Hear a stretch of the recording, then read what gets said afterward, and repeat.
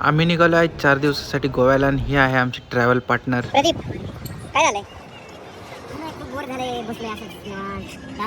Sting आणली ना बाबा. आय लव्ह यू बाबा. प्रदीप भावा, स्ट्रिंग आरोग्यासाठी चांगली नसती, तू पाणी पी. तुझ्यासाठी पाणी आणलंय बघ.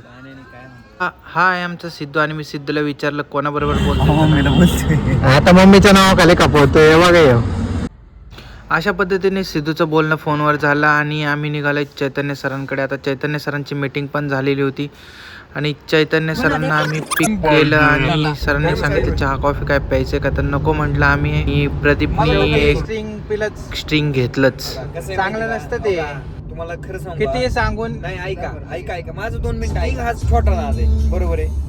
असल्या मनाला जर ज्याला पुडीचा बिडीचा नाद, त्याच्यापेक्षा अशा पद्धतीने प्रदीप स्टिंग पीत थोडासा डान्स करायला लागला आणि मला पण डान्स करायला लावला. पण गाडी चालवत असल्यामुळे थोडंसं थांबलो आणि मग चैतन्य सरांचा बिझनेस स्टॉक चालू होते. सरांनी 100 करोडचा बिझनेस पार केला आणि तसंच CNG भरण्यासाठी थोडीशी मदत केली. तरी पण बिझनेस स्टॉक चालूच होतं. आता आम्ही निघालो पुढच्या प्रवासला. तसेच मग आम्ही कराडमध्ये पोहोचलो. पण ट्रॅफिक मला वाटलं पुण्यातच असतं, पण कराडमध्ये पण ट्रॅफिक लागलं. आम्ही आदमापूरला दर्शन घेतलं बाळूमामांचं आणि पुढच्या वाटेसाठी निघालो.